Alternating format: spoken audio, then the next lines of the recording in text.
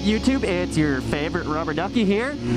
Today, I know it's titled Twisty Tuesday, and it's coming out on a Monday, and that's because it is the Halloween update video. So I'm, in lieu of posting on Tuesday, going to be posting on today, Monday, because I wanted this video to come out on Halloween rather than on Tuesday and be the day after and be all topical. Later on today, me and my family are going to go get pumpkins. I figured I have a couple of hours before we're doing that, so I'm going to go up and hit the Twisties. And figured while I'm out there, I'd record my little video here today, so that's what we're doing. So let's just get right into it. God, it's noon and it's like 90 degrees. I can't deal with this.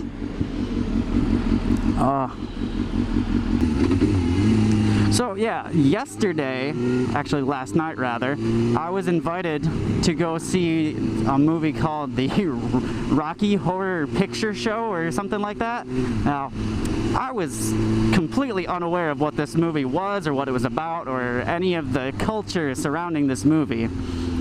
And needless to say, little small town boy was thrown for quite the loop when I showed up there. There were people in all types of wacky costumes. I mean, there were dudes wearing lingerie.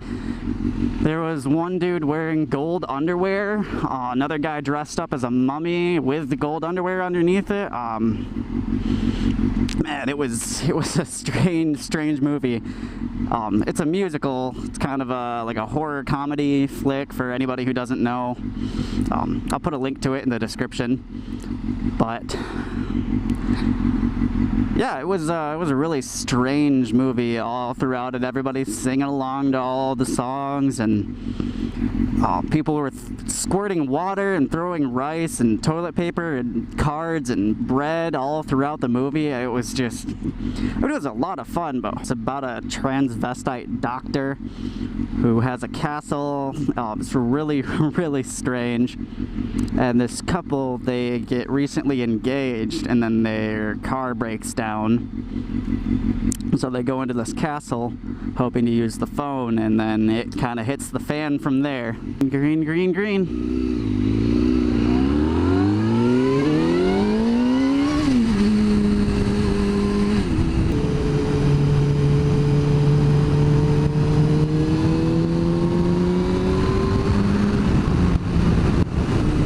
I know on last week Friday's video, my camera died when I was doing a time lapse, and I'm so sorry about that, guys.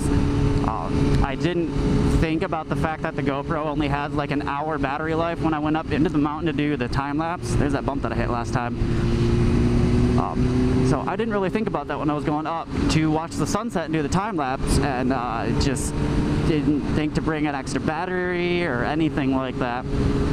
So I didn't catch the whole sunset like I was really hoping to. And to fix that, I actually bought a extended battery. It's supposed to have like 5 hours of battery life, so my card only records 3 hours of video at 1080p. So we should never have a problem ever again. It was just a real bummer for me when I got back home and I realized that I didn't catch the whole thing. I mean, I got most of it, but still, it was just kind of depressing. I know I had a couple of people saying that they really wanted to see that whole sunset. So rest assured, guys, I'm going to get the whole thing sometime soon here. Just kind of depends on when I have a chance to get back up there and do that. I don't quite remember how to get to that spot, so I have to go back up there with my friend. Hey, I changed my camera angle up a little bit. I tilted it down, so you guys should be able to see a little bit more of the dash. Just let me know in the comments what you guys are thinking. And I really appreciate having some feedback on what I'm doing here, because this is all new to me. And really, the only reason I'm doing any of this is because I wanted to have a GoPro on me anyway for legal purposes, just in case I ever get in a wreck or, you know, somebody hits me or whatever. It's just good to have it. It's good to prove what I was looking at, where I was looking, you know. If I could get another one to go on the back, that would be top notch, because then I can show what's behind me too. But it's just kind of nice to be able to prove out right there, buddy. It's just kind of nice to be able to prove exactly what I was doing when a wreck happened. You know, I'd watched a few other motovloggers, some of the big ones, you know, 6'4" Honda, Do It With Dickhead, Baker X Derek, Leadpin. One of my favorites is Suburban Delinquent. I really love his videos.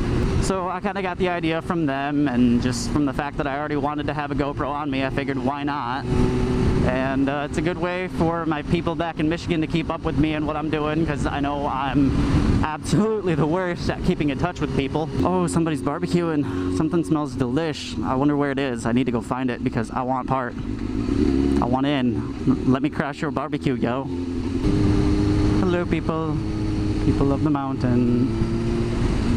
Look at that. No throttle. Nothing. Maintaining.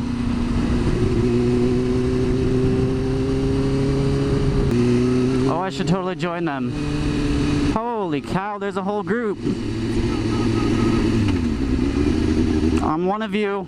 I'm gonna be one of you. Man, there's a whole group of them. Wow. Ain't that something? That's like what I used to do. I did a couple of cross-country trips like that myself. Actually, I did 3 of them. They were all about 350 to 400 miles. One of them, we went from Grand Rapids and pedaled our bikes all the way down to Louisville, Kentucky. Another one, we went all the way to Toronto, Canada. And then one more, we went to the Wisconsin Dells. That was the ones that I was part of. Oh, dude, that guy's got a drone? Fucking hell yeah.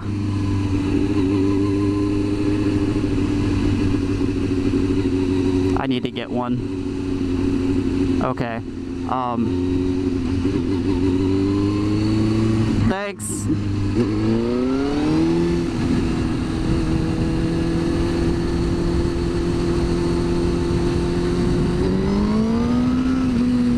That's nice. I mean, I really appreciate how nice drivers are out here to motorcyclists.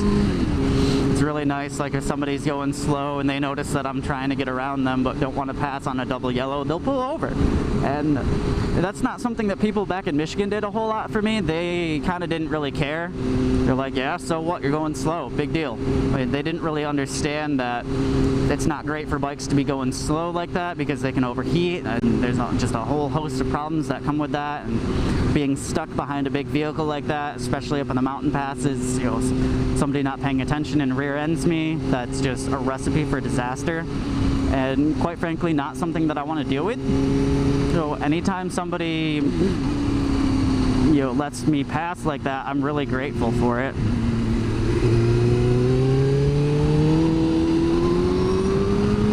It's like they all know what we want and they know to be looking for us.